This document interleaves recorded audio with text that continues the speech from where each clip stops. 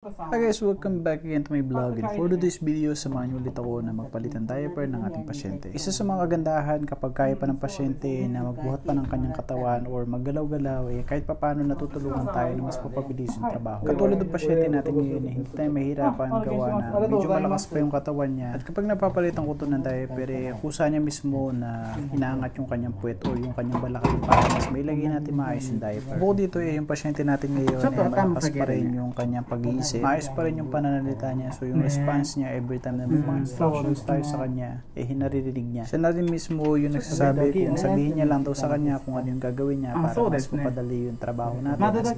So ang sarap lang din sa pakiramdam na kahit pa paano may mga pasyente tayo na ganito na hindi tayo mahihirapan kapag mapapalit tayo ng diaper. Technique na rin pala para hindi rin maboring yung mga ganitong pasyente kapag pinapalitan mo. Kausapin mo lang din sila kung ano yung topic na mabuksan mo. Tanong lang din ang tanong sa kanila tapos yung sasagot naman din sila sa abot ng kanilang mga kaya. At kadalas nga pala ito rin ang ginagawa ko. So yun, nilaladad ko na or inopen ko na yung pinaka-diaper kasi kapag ilalagay na natin, since may mga time na mahihirapan tayo gawa ng isang ating kamay natin o yung kamay nating isa nakapatong dun sa pinaka-balakang ng pasyente. Kapag kasi binuka mo or niladlad mo na yung pinaka-diaper ng pasyente ahead of time, hindi ka na rin na mahihirapan. Kahit pa paano nakakasave na rin ng time. Hindi ka rin na mahihirapan dito kasi lalo na sa katulad ko na baguhan pa lang ngayon. Pag video ko na to, baguhan pa lang din tayo, mga nasa isang linggo pa lang din tayo na nagpapalit ng diaper na mag-isa. Nung nakaraan kasi, nung unang konsulta dito, tinitingnan ko lang, tapos ayun, tulong-tulong lang din ako. Yun yung time na pinapakita muna sa akin kung paano yung pagpapalit ng diaper. At nung mga nakaraang araw, nagtingin-tingin lang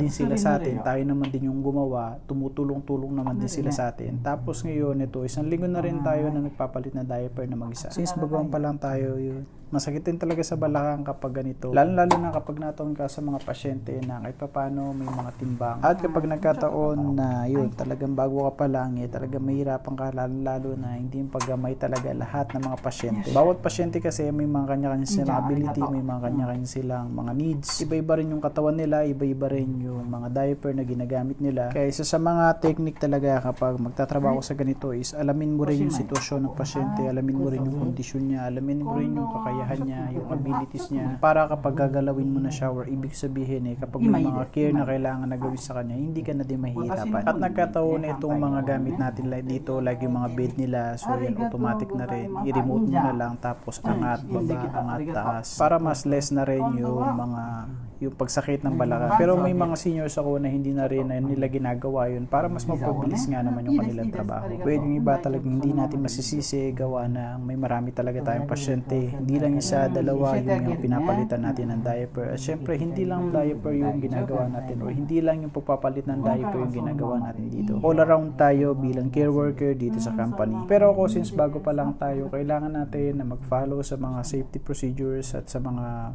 kailangan na gawin dito sa company kapag magpapalit tayo ng diaper. Katulad na lang itong pag-angat at pagbaba ng bed. Isa ka na rin na technique yun para hindi na rin talaga sumakit yung balakang natin. So yun lang guys, please support my channel para lagi tayong updated sa ating mga videos. Huwag nyo na rin kalimutan na mag-subscribe, mag-comment, mag-share ng mga stories ninyo kung kayo mga caregiver. Dito lang tayo guys, lagi tayong magpapalit ng diaper hanggat kaya ng katawan natin.